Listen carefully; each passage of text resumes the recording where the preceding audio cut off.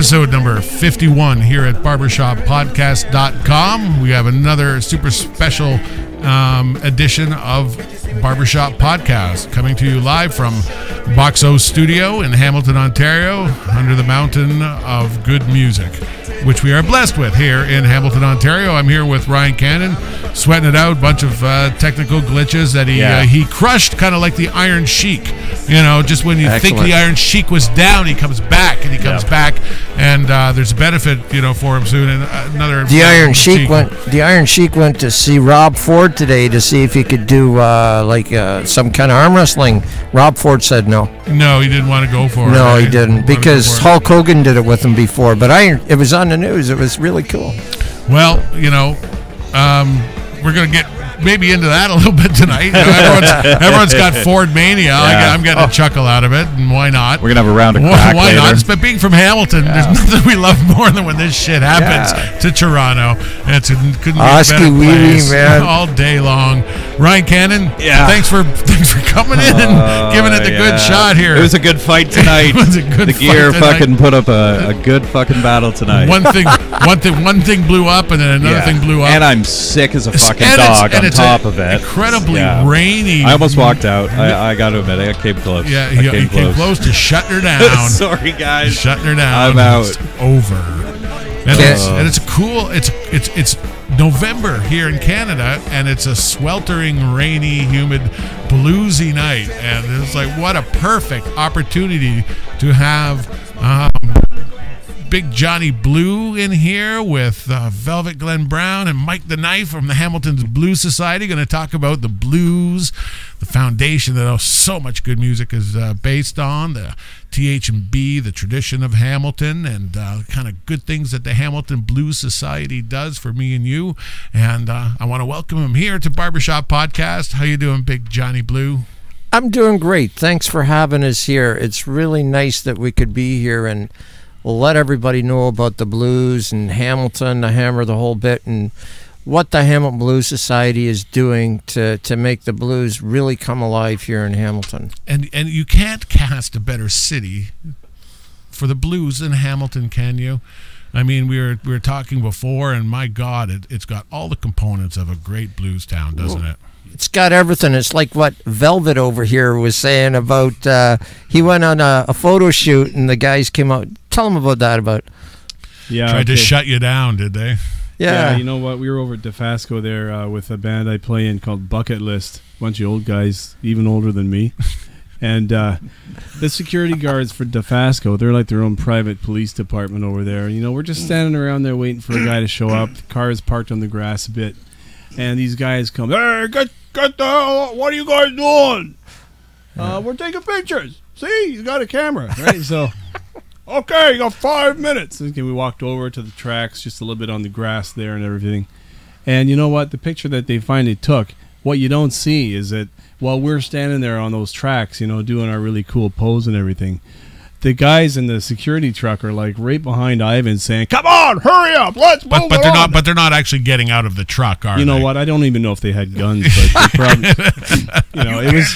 No, in Canada here, the security guards don't have guns, and they probably were really pissed off because it was a Sunday, and they weren't interested in going chasing a bunch of industrial espionage, you know, agents. And they wonder why we have the blues. When they have the blues here in Why Hamilton. we have the blues, and we have the Hammer Blues. That's what we like to call it. You know what? Tell me about, you know, Big Johnny Blue, because we had one of my good buddies, Steve.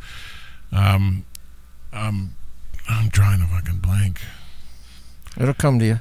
Foster was in here, yeah. Okay. I know Steve Foster. And he referenced you, and he was like, he came in, and he said, yeah, one of my first gigs in West Hill, and John Crawford called me and said, you know, apparently thought I was good enough to play guitar on stage. So that was still in his mind to this day, one of those times where you were one of the first guys who said, yeah, you're good, kid, come here. Yeah. Play. You know, were you always good at picking out, or were you that kid that somebody picked out to put you under a blues wing at some point in your life? Yes and yes. When I first started playing music, I grew up in Toronto, but I don't let anybody know that really, because we moved to Hamilton and we made the right choice. But I I told my dad I wanted to play guitar, and he kind of got pissed off. So what do you want to do that for? You know, long-haired hippie type people play that music, and I started playing. And we went to King Street, where all the not King Street, Church Street, where all the pawn shops are, and I got this K guitar, and it was the worst guitar I ever got, and we got it for $15, and it was pink. It was a pink guitar, electric guitar, and the action on it was this high, and I started playing it. And I first started heard a blues guy on almost like an underground station in from Rochester, New York. And I first heard Buddy Guy. And I thought, what kind of music is this? Because when they used to talk blues, it was Rolling Stones, it was everybody. But it wasn't Buddy Guy. And then I heard Ray Charles, and then I heard these guys, and I thought, I want to play music like this. So coming up through the ranks, I started playing my music, and I would put in a lot of the blues music to what we did, and I wrote a lot of blues music. And I would meet people like Steve Foster, and I met him through a guy called Mike Martino at a recording studio, and he was going Westdale or something. We picked him up, and we played the Gown and Gavel, and they ran out of beer at the Gown and Gavel, and that's when I first saw Tom Wilson there too. He was going to be playing upstairs, so it was really cool. But I love to pick out people and have them play music, because I can see a lot of potential in a lot of people, plus it makes me look good and sound good too. You know what? That is so true. You know, that it's a community, you know, when it gets together, that makes a big difference, because that's how people are exposed to other people and get to play and collaborate with other people. And you know, if there's too many groups knocking each other down, it doesn't produce the environment that you need, right? That's right. It's like Mike the Knife here. We met at Gallery 205 when we used to do the we used to do our jam sessions there once a month on a Sunday. And I heard Mike, and I thought, wow, what a great bass player. And look at his bass. It's what, a 67? 67P, yeah. Yeah, and all original. And and we just started playing music. We've hit it off, and we've got Big Johnny Blue and Strange Cargo, and we're playing all over the place. Met Glen through that as well. And we formed a board so that we could get something going. And what we're trying to do is a lot of community work. Help the community out. We've done food drives. We're doing a toy drive. We're going to be doing other things where we showcase local talent here in Hamilton. But we're going to try and showcase them with some headliners at the same time to try and give them some exposure. Nice. Maybe you guys can come down and do this. Maybe and do a we live could. show or something, you know. Maybe we could. We're certainly promote. You know, we love to promote anything that you know, people come on the show they've got going. You know, the good work that you do, and blues is really about humanity. You know, like the stories of life and the commonality. Everyone hears a blues song, and it can be something that is so, you know, obvious of what the song's about. It can still mean 1,000 different things to 1,000 different people when they hear these stories. So talk about the origins of the blues, the slaves and the shouting in the fields, and how it came up and that kind of style evolved into music. Well, I've done a lot of reading, a lot of research into blues. I've even gone down, you know, to some places where blues are. From what I've learned is that the slaves would sing songs, the Negro spirituals, and a lot of the Negro spirituals were messages given to those that wanted to run away in the Underground Railroad, like "Swing Low, Sweet Chariots," just meaning keep low because the guy on the horse is going to come by and get you. Right. And it would help them to get to certain points in certain areas. Then I guess they were, after the slavery was over, what happened is they started with the gospel music and plus two working still in fields, and they would use the music about their life to motivate them. To motivate themselves to go. Yeah. And when it came to what blues that we have today, that goes back to Robert Johnson back in the 20s, the guy that made his Deal with the And Devil. he was at the he was Crossroads. the first real sex symbol of music, right? He was banging chicks and doing drugs and getting liquored and chased out of rooms with guns before right. it was popular. That's right. He was the original rebel. And also, too, the story goes that it was some jealous husband that killed him, too. So, Yeah. But the music that came out of Robert Johnson, look at the bands today. The Rolling Stones, or Clapton, Exactly. even the Blues Brothers, Buddy Guy, everybody that plays blues, all owe it to him, but he all owes it to all the slaves and the Africans that came over here. And there's and because of that, and so many songs are versions and interpretations of songs right. that have transcended the years. There's a lack of ownership to the music. It is a community. It is bigger than anyone, and any great blues artist acknowledges that right off the bat, that, you know, the blues is so much bigger than me, and I'm part of this, you know. And some of them won't even wear that label to be a blues man for, you know, a long period of time because they feel uncomfortable. And then in a company, to be a true blues man, you got to really be the shit. You got to walk the walk. I know exactly Yeah. what you're talking about. I've been playing this type of music. See, I don't even call myself a blues player. I've been playing this type of music for a long time, and I still feel uncomfortable playing with people that I think are real blues people, because I don't think I'm a real blues person when I'm with these people. Yeah. But I know what I play in my heart is about everyday life. It's about the ups, the downs, the good things, the bad things, sex, no sex, No money. having lots of money, not knowing what the fuck to do with it. And you know, and it's about singing about your neighbor who's a good neighbor, or singing about your neighbor who's an asshole. It's all of this stuff. Yeah. It's everything. Yeah. And, you know, for a genre of music, it encompasses everything. Right. It encompasses religion. It encompasses just everything. It's life. It's life. something to get in excited about. Yeah, in a jam, it's boiled down, and even the sparseness of the, you know, you've got a 1-5-4, a 1-4-5. Like there's a pattern. It's like I always thought it was like sort of paint by numbers, where we could pass out a paint by number set to 1,000 kids in a school, and you won't get two that are the same if you don't tell them what number is what color. Yeah. Right.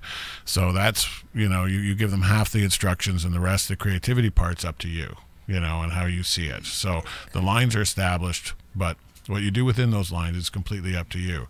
And I think the blues breeds that familiarity that people need, because music scares them because it opens up holes in them, and blues gives them the comfort that they kind of know where this is going. You know. Exactly. Like when we have our at the last Sunday of every month at the Knights of Columbus at 222 Queenston Road. 222 Queenston Road near Parkdale, At the just west of Parkdale.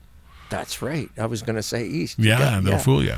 But that's the old head of mine, right? No, the blues does that. Oh, I know. The blues will spin you backwards sometimes. Yeah. We have one of the best jam sessions I have ever seen in my life, because the diversity of people that show up for the jam sessions is phenomenal. Yeah, and everyone has their own take on it, but they know it's going here. You know, they know that this is, if it's in 12 bars and it's in D, that's all the instructions, and I know to now not make an ass of myself. That's right. And still I can play 15, 20 notes and still have fun and do everything right.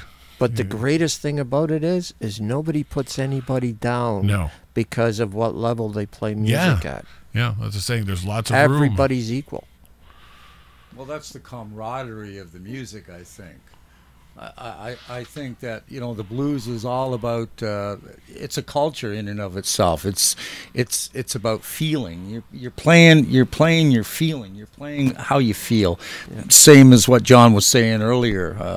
You know, in the plantation days, you know, being in bondage, these people that were working the fields and had a tough life, they were singing about their feeling, and that was something they could share in their community. I mean, they even had a different language that they spoke among themselves that was a little more difficult for guys like us to understand. And I so think a lot of the syncopation comes from there deep, too. deep culture happening with blues, and I think that's transcended, time and space, and we've adopted it in our own way. But for me, it's about the feeling of it, and like you said, it's structured, and we can all get together and take the same 1-4-5 basic pattern, but make it sound different every time we play it. And sometimes it's just magic. Yeah. Right? Oh yeah. There's that one element that everyone knows is up in the air, and when it comes together,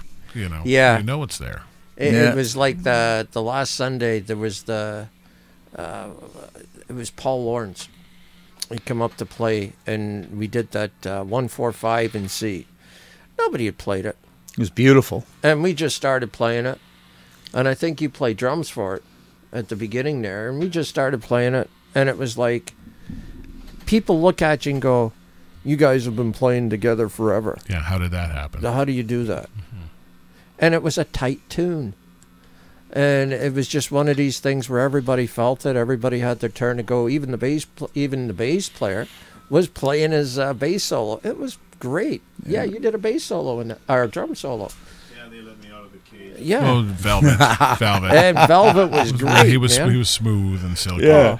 So Velvet. We want to. We got original Big Johnny Blues song, and you're gonna play some live blues. Johnny's plugged into my Fender Tweed, and he wants it. And it's funny because I've never ever had a Strat in the 20 years I've had it. I've never had a Strat plugged into it.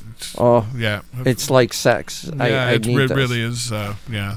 I need this. Yeah. Well, we'll talk about it. Maybe I'll rent her out. She's my best girl. Okay. Have her for a few hours here and there. If I can have an affair, that's good. Yeah. My guitar's my girl. That's her sister. Just cheat. Yeah. Okay.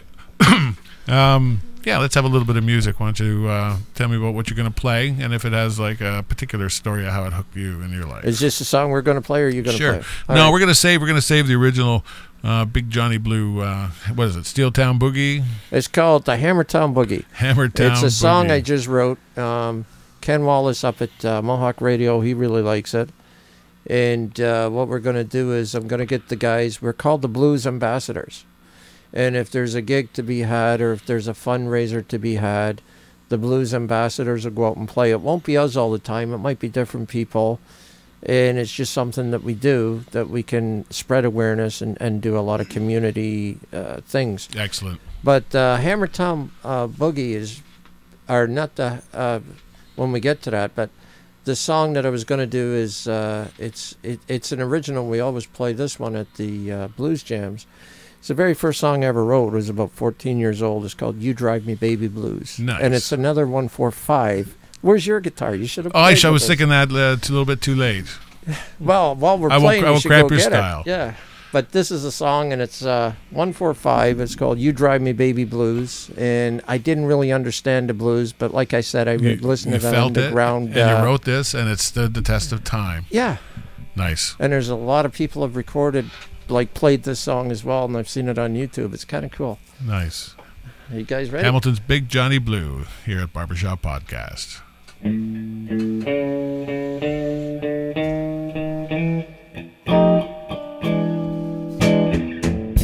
Walk along this road, my thumb is stuck out.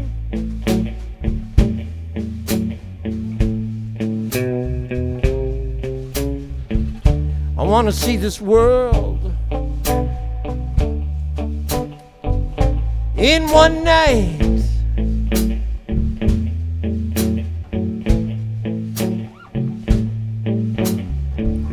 You drive me, baby, I'll see you tonight.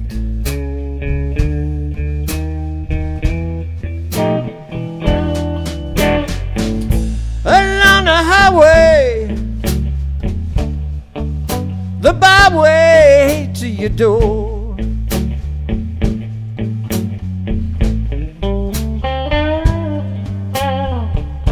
If this is loving, Come on, just give me more.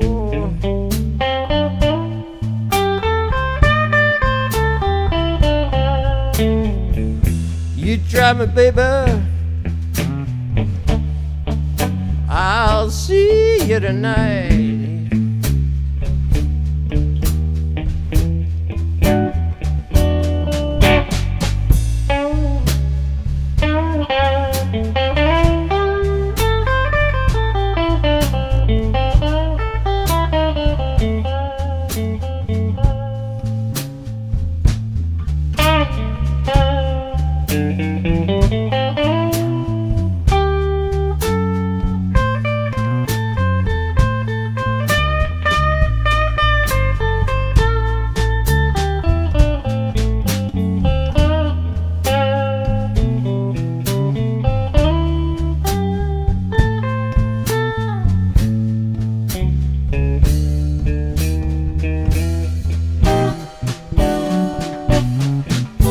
Her lips on mine,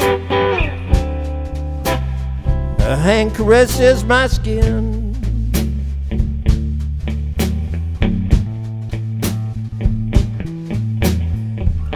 We're making love all through the night we're in.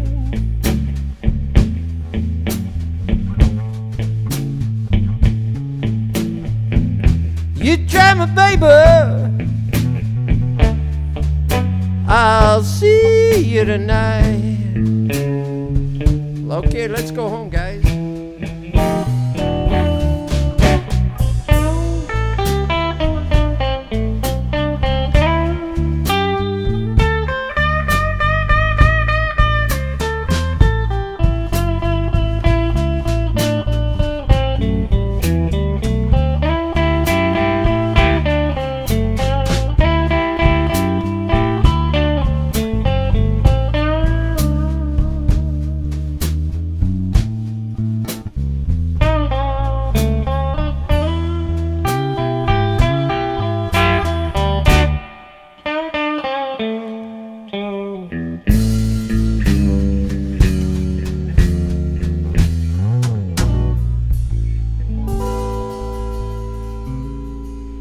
Drive Me Baby Blue.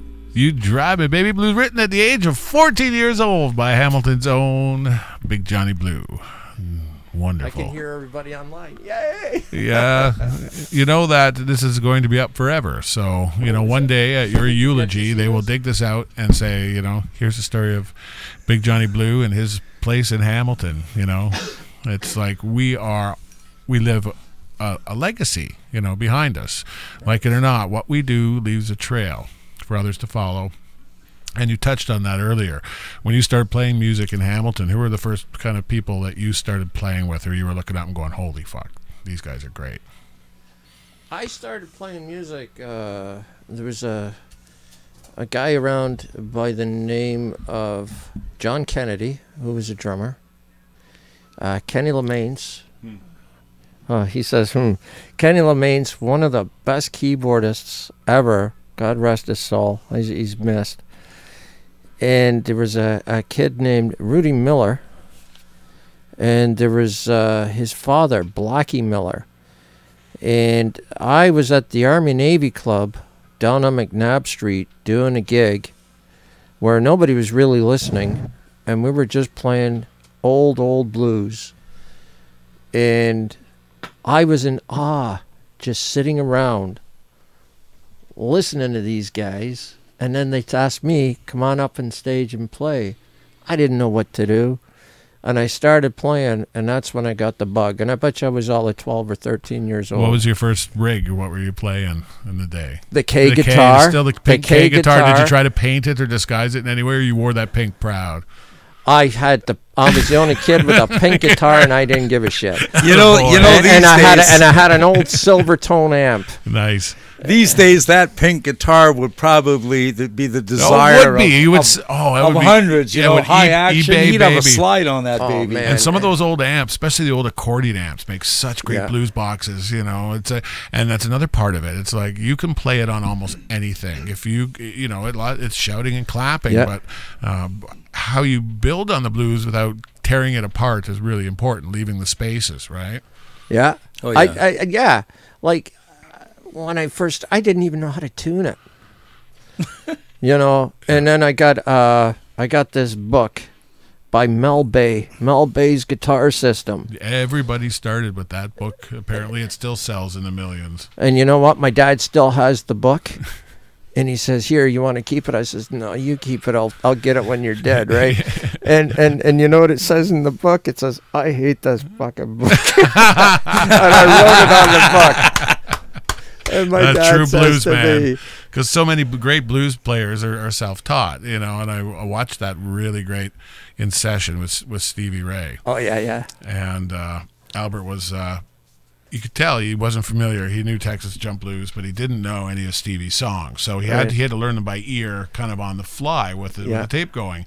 And he would kind of work through the first little while going, okay, it's not this one, it's not this one. He still, like, after playing all those years, didn't know, okay, it's in C, it's this, and here's, you know, he knew that that sound comes from here, and that's like this song. And he crafted together, you know, probably after about 20 bars, like the most beautiful guitar part by listening to it, and within that period of time being able to have it soak into you. I know what you're talking about, because that same session when they're doing the long version of because I saw the thing where it was a video you bought and it wasn't as long as what the session was, because they cut a lot of it out. They were doing Born Under a Bad Sign. And they were doing that in the key of C sharp. And I thought, oh, this is great. And I started playing along with it, doing my little bit while I'm watching it on the computer. And my wife is going, who's playing the music out there? I said, I'm playing with these two guys here. And she's going, that's it. She didn't even know if they were alive or dead. And I'm going, you know, I'll get to play with these guys when I'm up in heaven. But I says, well, if there is a blues heaven, I don't know what we're going to do. Oh, yeah, but there is. It's got to be. It's an exclusive. It's got velvet ropes a mile wide. Just to go with velvet Glen Brown here at Boxo Studio. So, but yeah, it's an amazing. Blues is an amazing thing, and it evolves because of that, right? It's like it's like a language that adopts new words and changes with the times. You know, the blues, I think, is always going to be a part of music. You know, and everyone who's in music acknowledges that. Like, and it's nice to see that some of the greats who lived such that life of destitute, you know, and did not have contracts, and they had all the fame in the world at the end of their lives, but didn't have a nickel to show for it. At least they knew that they did something. By the time they're at the end of their lives, they saw, oh my goodness, you know, I'm being revered by all these famous long-haired British kids, you know, who are millionaires, and I'm being written up in the paper now, and you know, getting gigs again, you know, and that was nice to see. But it's like I play guitar. I also play bass. I do play little drums, but I play guitar, and I think I'm an old hack at playing guitar. Don't think I'm very good. And it's really funny. Mike and I will be going to a gig, and some kid in his 20s will go, I love the way you play guitar. I've never heard anybody play guitar that good. And I'm thinking, this kid's on crack. Yeah. And that only happens in Toronto. Oh, yeah. No, there's no crack in here. It's the simplicity of it that's so fantastic. It is. And why I like playing with you. Yeah, and the spaces and what you put in, and it's making people ache for that next note. And again, going back to Clapton, his being called slow hand, it had a lot to do with, you know, the opposite of playing fast. And even the fastest, someone like Stevie Ray Vaughan was an incredibly fast blues player, but still tasty, you know, and so much. And I've seen a lot of guys that want to emulate like a Stevie Ray thing and be as fast as they can, but the difference is they don't feel it. Yeah. They just go through the technical part of it. They don't feel the blues. They don't feel the vibe. They don't feel what it is to be, and let it come out in your fingertips onto your string and through this little amp here that I want to take home. But it's one of these things where you got to feel it. and just go. Yeah. And when the audience hears it, they know Yeah. because they feel it too, and that's when that Oh, yeah. communication takes place, which is magical. And that's why you have to go and support live music if you get a chance to see, Johnny playing in Strange Cargo or any of his. Well, we're playing this Saturday at the Mask, Hess Village, 13 Hess Street. There you Okay, go. he knows the address. 13 where we're gonna Hess be. Street in the Hess Village, Hamilton, Ontario. Yeah. Get to see them at the Mask. Look it up. And the great thing about it is you play the blues and people are singing along with us. And there was, remember the girl that was getting busted up the street? Yeah, up the street. So somebody she's was getting busted, and people are going, oh, look at that, look at that. So Mike and I started singing You Are My Sunshine. And we did a blues rendition of You Are My Sunshine. And we had everybody in the Mask standing up and singing You Are My Sunshine, thinking that's the greatest thing they ever heard. Yeah, Remember and that? they'll talk about that for years. Yeah. That It was will. in honor of her arrest. Yeah, of course. Yeah. But as Brave lady. Someone who's in a bar, if you have the option of going to one that has and supports live music by paying a band and one that doesn't, go to one that has live music. Absolutely. That's right, I agree. Absolutely. We're going to talk about the Hamilton Blues Society toy drive and what they're doing, but I don't know, Ryan, are we queued up to go for? We're going to play the song that we touched on earlier, The Hammertown Boogie? So tell me about this song and how the session went down. And I played all the parts myself on this one. This is just a demo. It's called my demo album. cool. And I have a little 8-track digital, the studio that I have in my basement called The Dungeon. Nice. And much like this place. Yes. It's perfect. It's about the same size, too. And I had heard a lot of things. You've heard Sweet Home Chicago, and you've heard San Francisco, and you've heard some other songs, New York. Hamilton doesn't really have one, a song. And so I just decided put the Hammertown Boogie together, and I played it one time.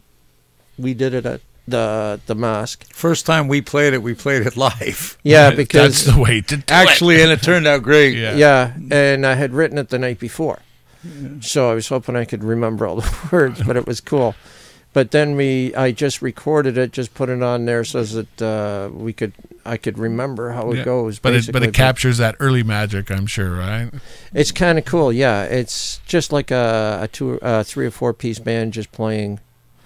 And forgive the drum machine, Hey, it's Roger there. It's all good. It's all good. Well, we're going to hear it live here at Barbershop Podcast, a little bit off of Big Johnny Blues' secret demo album. Hammertown and we Boogie. got the Hammertown Boogie at barbershoppodcast.com.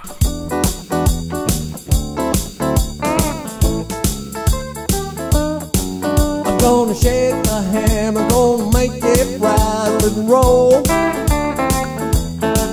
I'm gonna shake the hammer, gonna make it rattle and roll. 'Cause in a boogie woogie world, the hammer's got control. Well, a boogie on downtown, see what's shaking down. I said a boogie on downtown, see what's shaking down. Well, the action on James North is going to take away your frown. Well, the hammer's #1, there ain't no doubt of that. The hammer is the greatest and we got no turning back. Yes, we'll shake you. Whoa, we'll rock you. Yeah, I said the hammer's #1 and there ain't no doubt about that.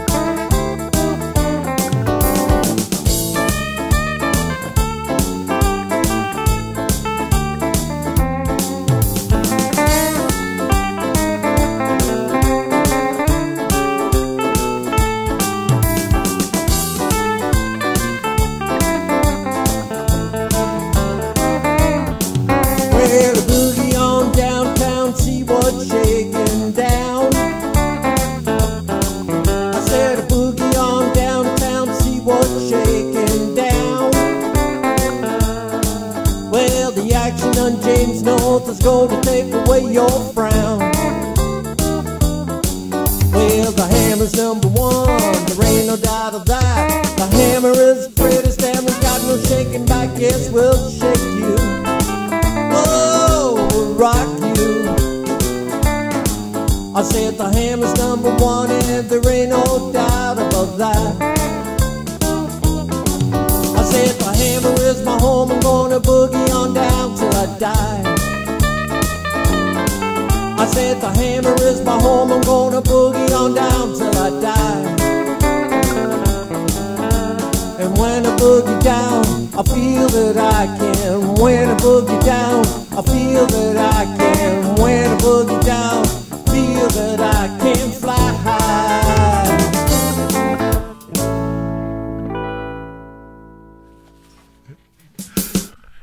Hammer City Boogie here at barbershoppodcast.com. We've got Big Johnny Blue Crawford in the house tonight with Velvet Glen Brown and Mike the Knife searing us with why blues, stories of the blues, a little basic blues instruction for those people who aren't familiar with the blues, and trying to be good boys and send the message home. So, Glenn, you've been involved with the Hamilton Blues Society for a while. You're also editor of Hamilton Musician Magazine, and you do a lot of work in the musical community. Tell me how you became involved at the Hamilton Blues Society. Okay, yeah, I met John back in the summertime at one of the jams, and we got chatting, and I was up there playing the kit for a bit, sitting in on a couple of tunes, and I don't know how you really, I guess you found out that I was doing the work with my blog and my magazine. Actually, it was and stuff. before the summer. It was last year. Okay. Because I had met you at a think tank. That's right, yeah.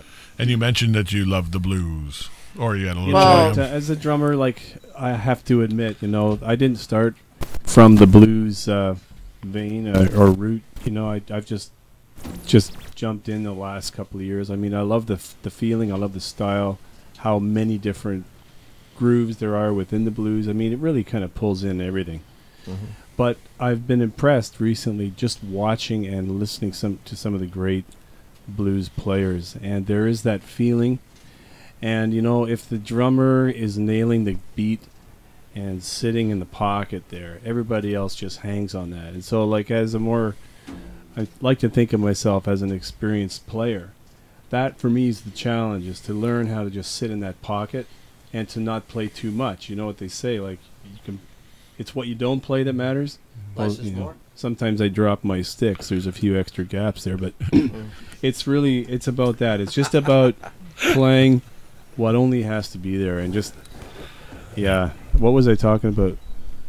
Talking about how you got involved with the Blues Society, and then you got all sidetracked. You had one beer, like. See, that's a blues do that. You see, you know what? These drummers, you're pulling a big Johnny Blue there.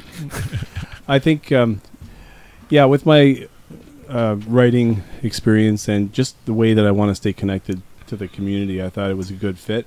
Mm-hmm. So when we kind of revamped this blues executive for the Blues Society, John invited me to be part of that, and so I'm the secretary with that. And you know what? I think for me, it's been just another way to understand how this city is connected musically. Mm-hmm. One minute I feel like I'm out in the left field, like I don't know anybody, like, wow, who are those people? Why do they get all the attention? Here's me, working over here, and then the next minute you meet 10 or 15 people that just, hey, how's it going? Like there's so many different layers and pockets of talent and relationships in the city. It's fascinating.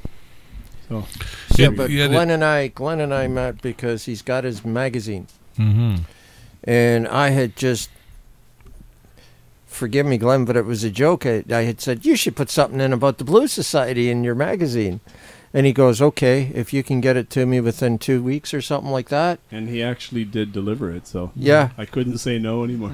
Yeah, and we got it. And then a lot of people had said, Glenn's a good guy to have around. And when we finally put the executive together back in the summer, I invited Glen and said, come on in, man, because we need you.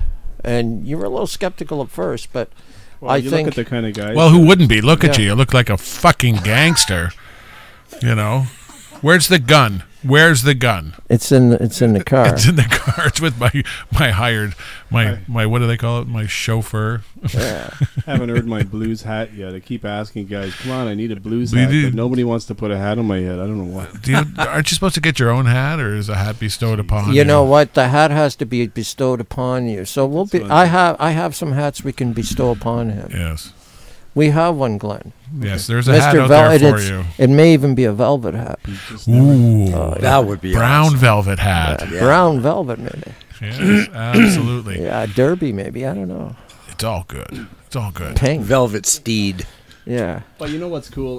Following the media thing about the magazine, this week, just yesterday actually, the Hamilton Music Awards announced all their industry nominees. A couple of weeks before that, all the different, performing musician nominees were announced. It's an exciting time for me this time of year because of all that news that certainly just kind of spills out into the common, conversation of people. And that's actually what got me doing my blog and doing my magazine. Was a couple of years back, the announcement came out about all the music award winners. And here's me. I've been in music in this town for years and years. And you didn't know half of them. And I didn't even, who are these people? Who are these people? Like, did they ever live in Hamilton? Terrible. I know. So I started to ask myself, either, I'm totally clued out. That's probably the correct answer. Or there's just more going on than I really have thought about. And I think it's kind of both. So there's a bit of both. You start to look and you start to find out more, and there's an embarrassment of riches, that's for sure. Yeah. Oh yes, there's so much musical talent in this town, and I would have to do a show about blues because so many of the great acts that have come through here have the blues as a base of what their music's all about. Be it's like that great Shakers, Teenage Head, rock and version of Hamilton rock and roll.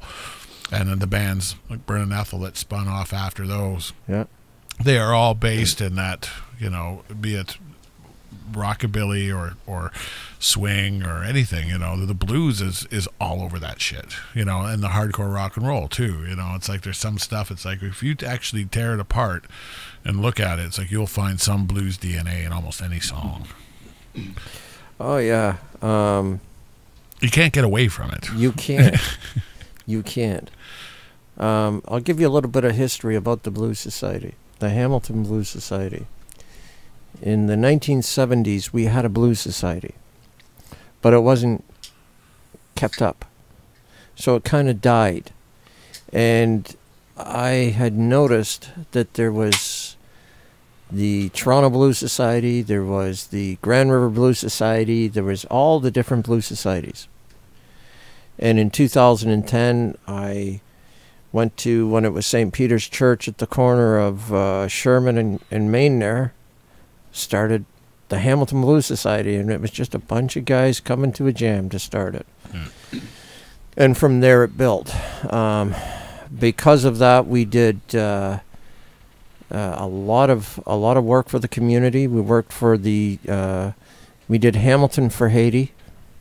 Through that, we organized that.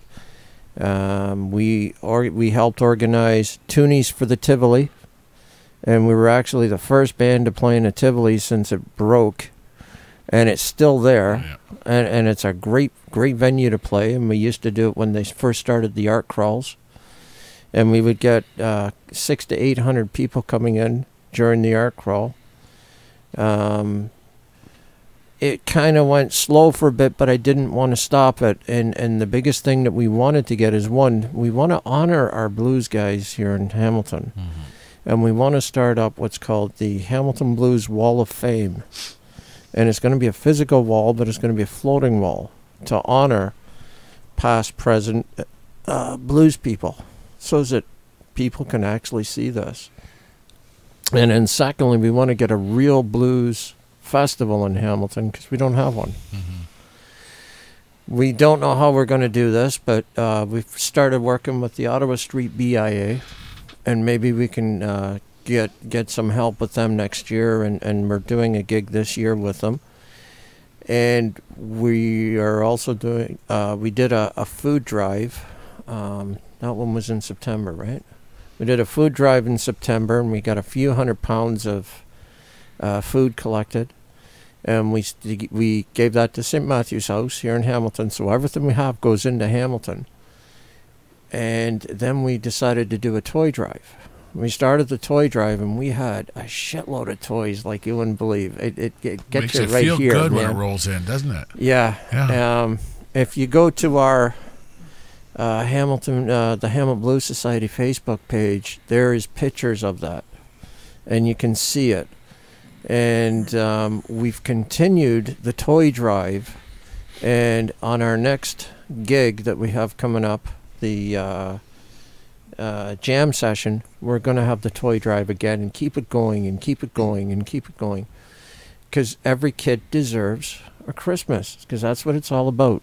Yeah. So it's Not meaning to be politically incorrect. No, it's just. But every kid needs a Christmas. Yeah, at that time of year when, if that's what's going on and your parents, for whatever reason, can't afford to get you what they'd like That's to, right. and somebody's like, for God's sake, here, take this. Yeah. You know, it's a win-win situation. So we've got St. Matthew's House is our official charity that we can help, and we've linked up with them, and we do a lot of stuff for them. So we've got that coming up on the 17th of the month. No. November 24th is That's the 24th, is that. the toy drive. But Sunday. on the 17th coming up is our Sunday night showcase. And we have, for the first one, we're going to have our band on there. We're going to have Glen's band on there, the Bucket List. But we have a couple of headliners. We have Charlie Chiarelli coming in. I don't know if you know Charlie Chiarelli. He's coming in from Kingston to do this. And he's bringing a guitar player with him. And then we've got, who else we got? You got Ginger. Ginger St. James Ginger St. and James. Slim in the band are going to play. Wonderful. Yeah. Wonderful. With Snow Hill. Yeah. Snow Hill Slim, that's it. Yep. I was trying to Yeah. remember his They're name. going to be on the show December 17th. Really looking Right. forward to that one. But she's going to be playing that. And the last jam we had, Alfie Smith showed up just to drop off some toys. He didn't jam with us because he had to go somewhere to jam, but he dropped toys off, which is great, man. But he's going to do a showcase for us in January, I think. Yep. And I'm negotiating with him when he wants to come and stuff like that. But it's starting to build. Yeah, and as long as you stay at it and do it because you truly love doing it, only good things can happen. Oh, yeah. And it's really cool. We've had, when we were at Gallery 205, before we moved to the Knights of Columbus, we had Harrison Kennedy show up and sing a couple of tunes. Mm-hmm. So the Blues Society itself here in Hamilton is starting to get a name for itself, and people are starting to recognize who we are and what we can do for the community. Well, why don't you do a little something for our community by playing a little bit of This that is fine electric blues that you love to do. So, you turn on. We got a little lamp here. It's funny because it picks up a radio station, just Is it like in buzzing? the old days. Yeah, the buzz isn't so bad. It's actually picking up an AM radio station somewhere. So, that's the Radio funny carries, thing. yeah, right off the base. That's amp. okay. this okay. You You won't want hear to it do when you something play. that's really bluesy? This is for Rob Ford. All right. It's called "The Thrill Is Gone." Thrill is gone. BarbershopPodcast.com.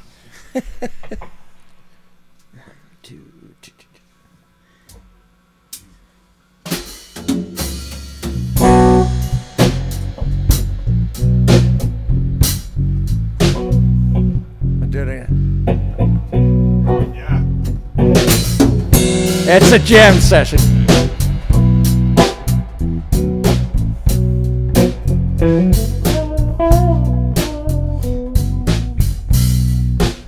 Thrill is gone.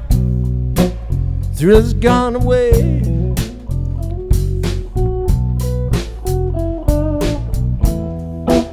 Thrill is gone. It's gone away. Don't come round, you'll be sorry someday.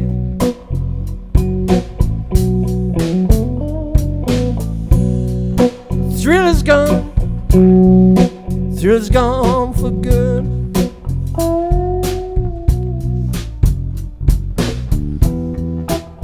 Thrill is gone. It's gone away.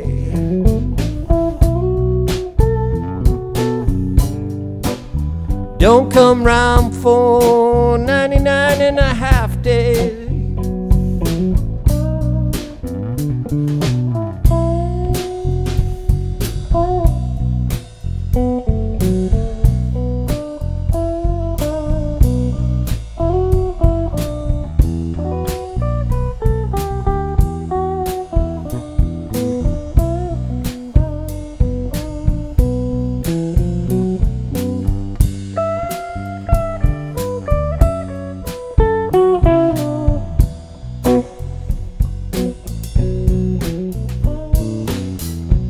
I don't love you, don't love you no more.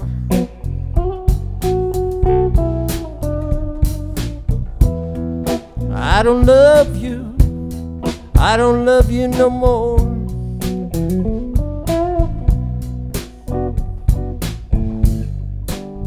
Don't come round my back door.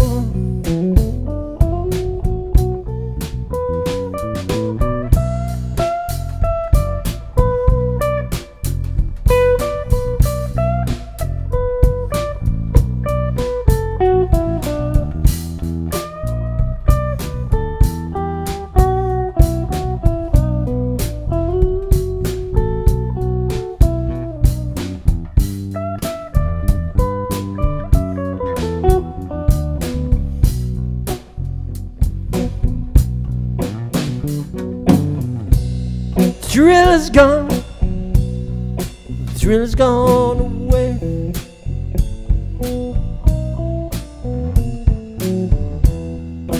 Thrill is gone, thrill is gone.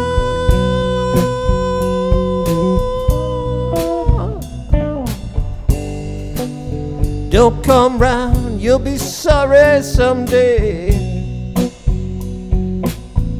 Tack down, here you go. Don't come round, you'll be sorry someday. One more. Don't come round, you'll be sorry someday.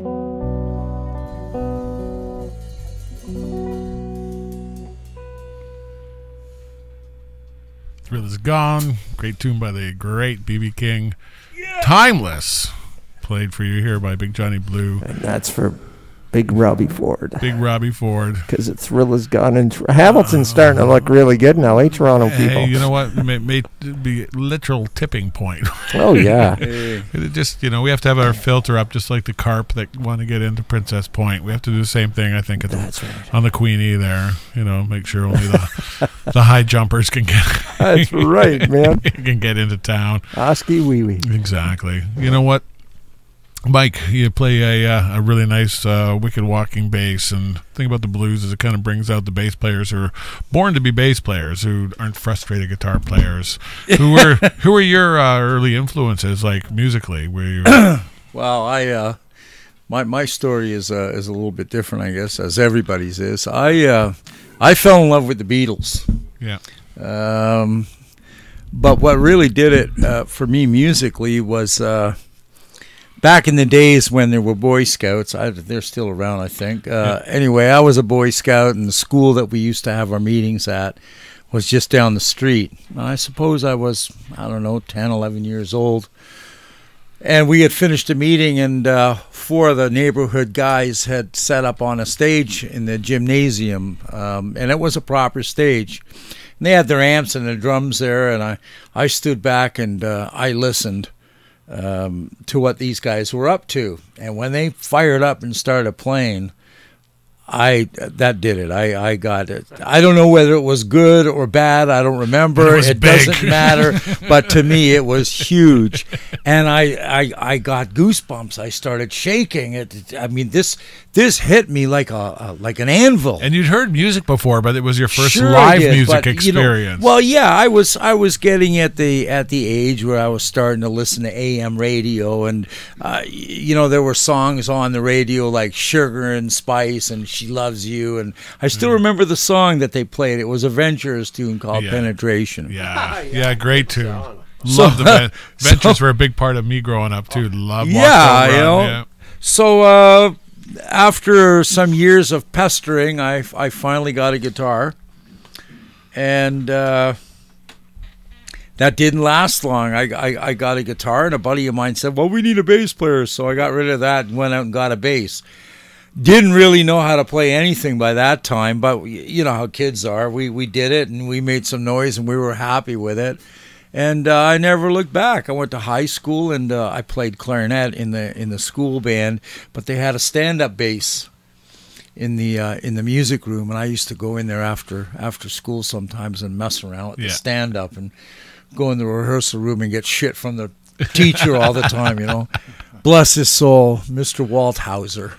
Yeah, they're life changers, those music teachers, you know, aren't they? and anyway, that evolved into, playing all sorts of music, and I went through the Led Zeppelin and Aerosmith stage and everything, but the stuff that I liked to listen to was the bluesier end of those bands, you know, and then I discovered guys like Rory Gallagher and Johnny Winter as I got older, and, got a little bit more established on the instrument, and that was it. I was hooked, man. That was it. I was playing blues, a little bit of R&B, but that was it. So that's been my mainstay all of my career, other than bouncing off the walls with some other stuff every once here in and a there. while. And you worked at any original projects over the years? Yeah, in '85, I was with a band called The Unit, and we went into Metalworks and did some recording, but it didn't really go anywhere. It's a tough gig. It's a real tough gig. The band didn't last, and I think that's what shut it down. I wrote very, very often years ago. I did an awful lot of writing, and actually, I'm not, and I haven't done any writing for a very long time now. But I think the bug's coming back. Yeah. You know, I was in my little studio a couple of weeks ago and was messing around. I have stand-up at home, and I was messing around on that and came up with some nice riffs that I put down on a recording, for just in case. Yeah. So we'll see what happens with that. That's right. As long as you keep going, and you keep involving yourself in the community, it's only going to be leading to good things. Yeah, with the Blues Society, I moved to Grimsby actually about 8 years ago now, and I moved out of Toronto. Best thing I ever did, by the way. And lighten up on Toronto. Well, you know what? It's not so much. I'm not a Toronto hater, but it was a good thing for me to do. But the first few years I was here, I didn't have any musical contacts or anything, and I tried to get something going, and I put up ads on all the standard, media. Whatever was available at the time. Yeah, Kijiji and all that stuff, and Bandmix and all these sites, and nothing really came. And then I met a few guys, and we had a band that went for a little while, and it was a good band, 4-piece, called the Hammer Daddies, and nothing much since then. And I walked into a Hamilton Blues Society jam on 205 Cannon, right? Yeah. That was it, right? And never looked back. Yeah, I found a home there. I mean, all these people were just wonderful, and there was all these musicians, and I sat quiet and shy for the first little while and listened. I thought, man, this is great. I got to get involved in this, and I think I met John that night. Because I said the very first night. I said, what do you play? And you said, I play bass. I says, well, get your ass up. Yeah, whatever it was. But I went up and did some playing, and I was higher than a kite, and it was fantastic, So I've been back ever since. That happened, 7-8 months ago? Yeah. And it keeps building and growing. Been back ever since, and then one day I got a call from Johnny and said, you interested in playing bass with me? And I said, yeah, man. Let's do this thing. Let's do this, and it's beautiful because it's relaxed, we get along great musically on stage. We don't even have to really, I don't know, a look says it, that came together real quick. Yeah, and you can tell when like a good dancer, when you jam. Came together real quick for us. Don't have to do a lot of chat, just get down to it, which we want to do because we want to get a few more songs out of you. But I want to remind everyone that the Hamilton Blues Society Toy Drive, the big finale, I guess, is November 24th. This is 24th. That's it. and it's going to be at the Knights of Columbus. And then at the Knights of Columbus, 222 Queenston Road. And then the Knights of Columbus, 222 Queenston Road, sorry. Queenston and Parkdale and Hamilton, Ontario. And that's between 2 o'clock and 2 p.m. to 6 p.m. 2 p.m. to 6 p.m. Yep. And that's a Sunday? Yep. A Sunday, November anybody 24th. can come down. Bring a toy. We had, 150, 200 people last time. yeah. Easy. You get a lot of people that just come to listen too. It's a great way to spend an afternoon. Is they have the same big perk coffee maker there? It's going because We got beer for $3.50 or $3.75. And I want to mention that the people who work the bar are so friendly and accommodating. Oh, they're great, man. They're great. Sandy, hi Sandy, how you doing? You get to reward the community at the same time and have a cold beer. All right, and we have a kitchen there too, which is pretty cool. We got $2 hot dogs. It's really good. Goodness, you got to be there. Sundays between 2 and 6. Knights of Columbus, 222 and then Queenston Road. We're still doing the toy drive because on the 29th of November we'll be on Ottawa Street at the little parkette down there. I think it's at Campbell or Argyle, and we'll be there between 4 o'clock and 8 o'clock outside, freezing our ass off, playing some blues music. It may be bluesy too. It might be we'll be blue as well. Yeah. So, and that'll be the blues ambassadors. Dress warm. There'll be some buckets out there. And on the 17th of the month, we have our Sunday night showcase. Wonderful. Well, we're going to have all the links going to your website. So look at the bottom at barbershoppodcast.com, our webpage, and it'll lead you to the links to take you to the Hamilton Blues Society.com.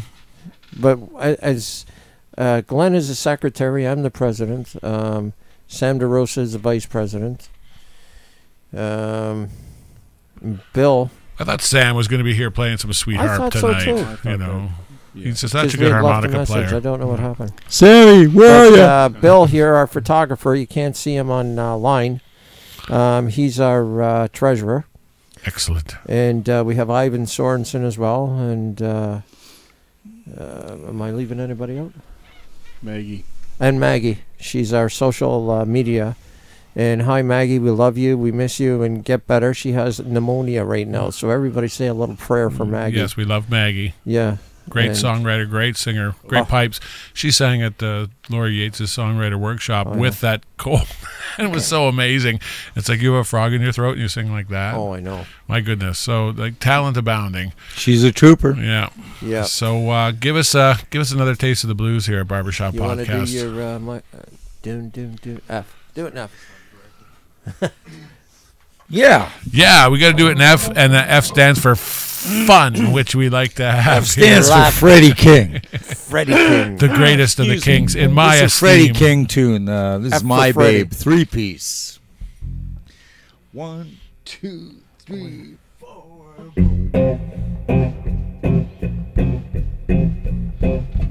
Pick it up. Oh, yeah. My babe, she don't stand no cheating, my babe. My babe, she don't stand no cheating, my babe.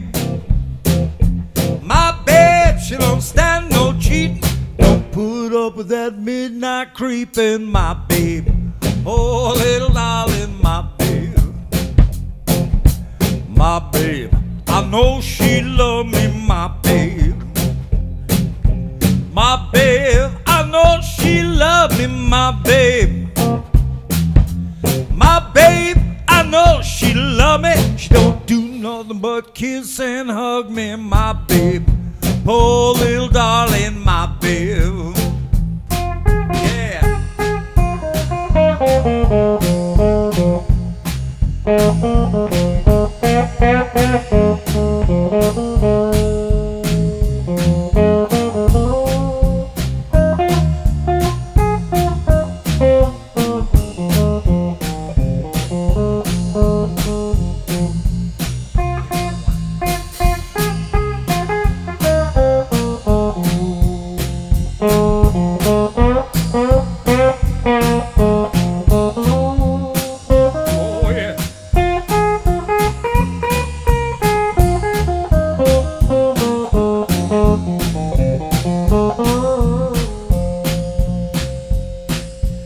My babe, I know she want me, my babe. My babe, I know she want me, my babe.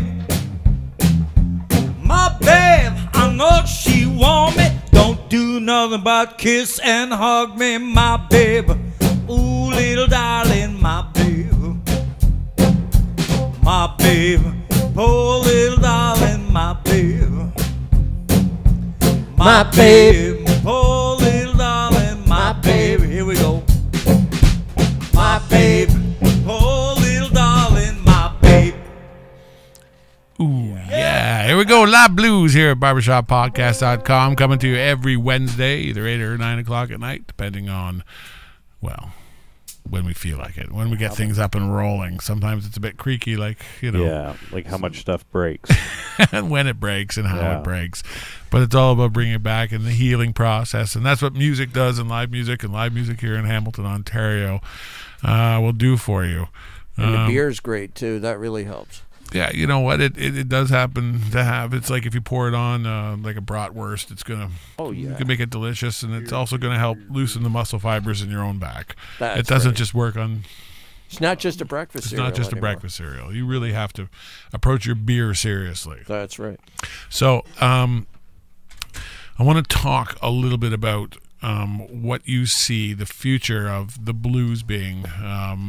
You know, we touched on the fact that it's kind of evolving, you know, and the blues is always going to be there. And the great crop of blues guys are starting to die off. And the guys like Robert Cray or the new generation are starting to get older. And it's I'm seeing this kind of transformation. And yet there's still someone like, let's say, James Cotton, who I saw 20 years ago and got his autograph because I'm sure, like, this guy's got to be dead with it. And he's still going, and he's still playing live.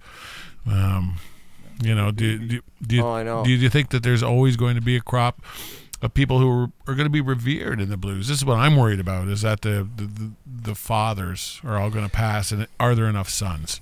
Yes. What I've seen, and it's amazing, for about the past 15 years, a lot of the kids have been going to this techno crap. And they've been playing a lot of this stuff. John. No. A lot of it is just techno, whatever you want to dance call music? it. You know. Well, no, but it's Slow just, down. it's just, it's just, it isn't real music. Yeah, they're missing out on the All right. component of music that makes music so great. Yeah.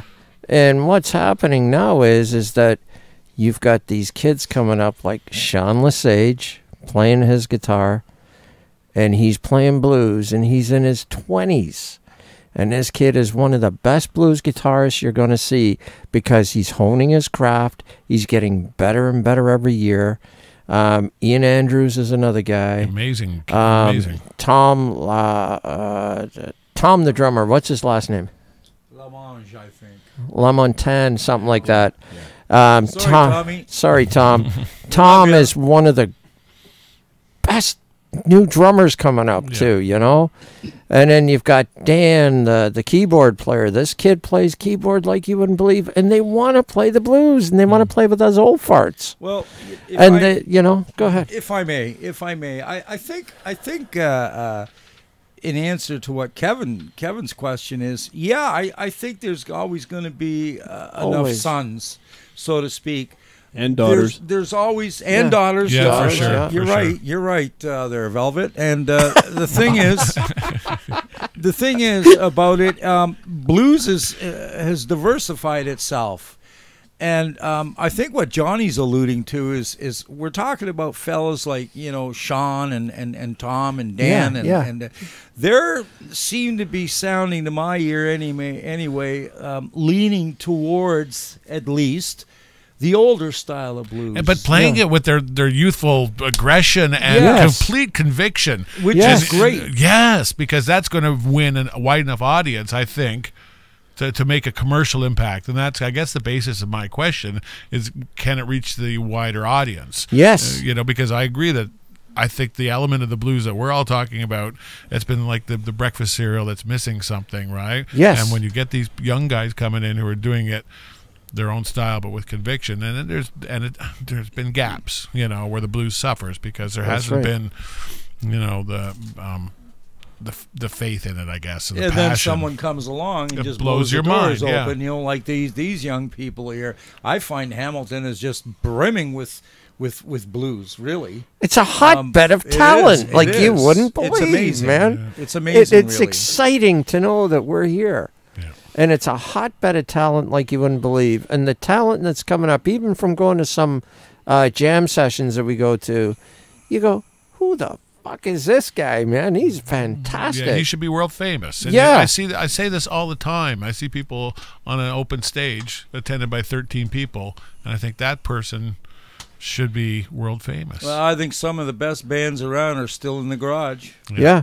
You know, Canada's loaded with talent, but I mean, being exposed to musicians in Hamilton, it's just absolutely floored me. You know, Yep. hooking up with the Hamilton Blues Society has really been an eye opener for Yeah. me, and Yeah. I think a lot of other people too. Keep it going, and people keep coming through the door, you know, and then, Yeah, then you more the merrier. continue, and then they'll spread their word, you know. Well, we went back in was it January? We did the flash mob at Jackson That's Square. right, yeah.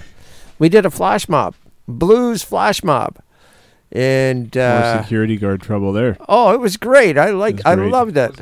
Oh, Oh yeah, we had this little security guard there with his bulletproof You vest did on and Kansas everything. City, right? Eh? You did Kansas Yeah, we City, did. right? That's right. You were there. Got Yeah. my mojo going. Mojo, everything. And remember, he walked up to me and he's whispering in my ear, and he says, "You're not on my list." And I looked at him and goes, "Well, you're not on my list. Go talk to these people over here." So, but, and that's when I said, "Hey, you guys want us to play?" Because he doesn't. And everybody said, "Yeah." So he's looking at me like, and it was great though. But that's the kind of thing when you can expose stuff like that to the public and go out and just do it. Yeah. I think it's a great thing. Wider reach. And yeah. And make it, And all the little telephones coming out to take pictures of this. Yeah, It was nice. fantastic. Nice. Well, I think we got time for what we got. Time for one more rhyme.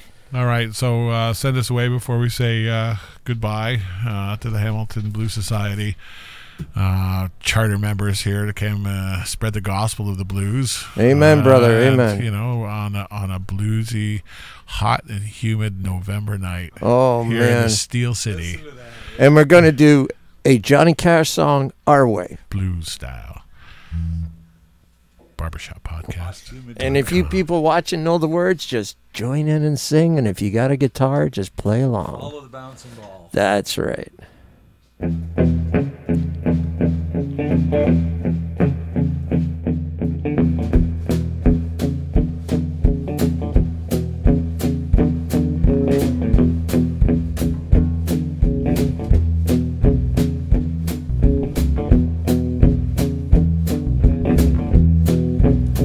Well, hear the train a-coming, rolling round a bend. Ain't seen no sunshine, I don't know when. Stuck in Folsom Prison, and time keeps dragging on. Whoa, that train keeps rolling down to San Antonio. Well, I was just a baby.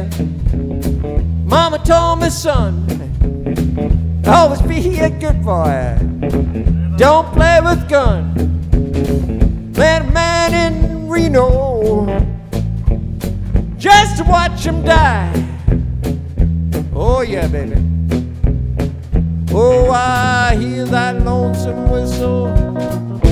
Hang my head, baby, and I cry.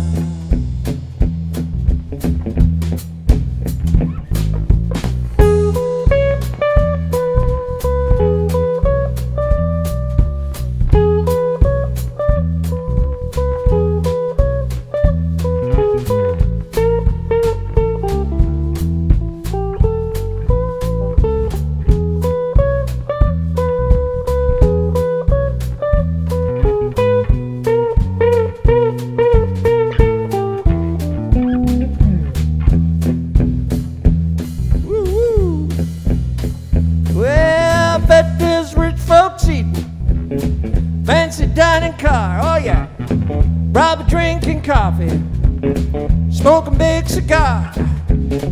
Knew I had it coming. I know I can't be free. Whoa, those babies keep moving. That's what's gonna torture me. Here we go again.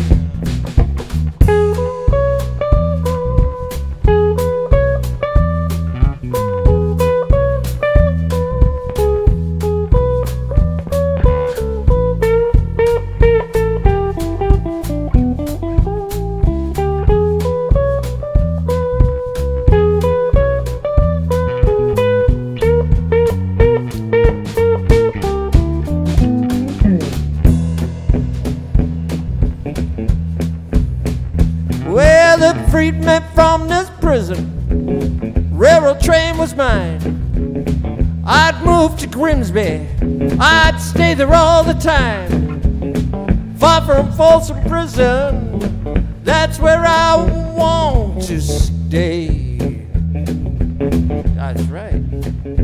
Oh, I let that lonesome whistle blow my blues away.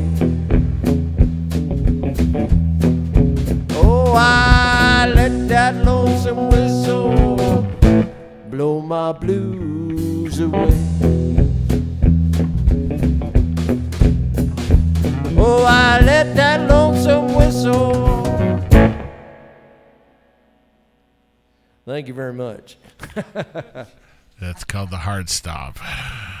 And our hearts are beating for the blues here at barbershoppodcast.com. Mike the Knife. So good to see you. Yeah, it was great being here. It was Kevin. great having you here. Velvet, Hey. as silky as always. Smooth. Sitting behind the big monstrous Pearl Kid here. And Big Johnny Blue. Glad you could make it down. Thank It was wonderful seeing you again as usual. And remember, Hamilton Blues Society Toy Drive. Come down Sunday between 2 and 6 p.m., especially on the 24th. You want to be there 24th of November. Bring a toy. Make a kid happy at Christmas time. Or any Wednesday you want to tune in. Sure to be happy. Next week we got Mr. Dwayne Rudder in, a wonderful singer-songwriter. It's going to be I'm sure, great hour or so of talking and hearing some of his awesome music. Great pleasure, as always, for me to be surrounded by some great people, great musicians. Guys, thanks for coming out.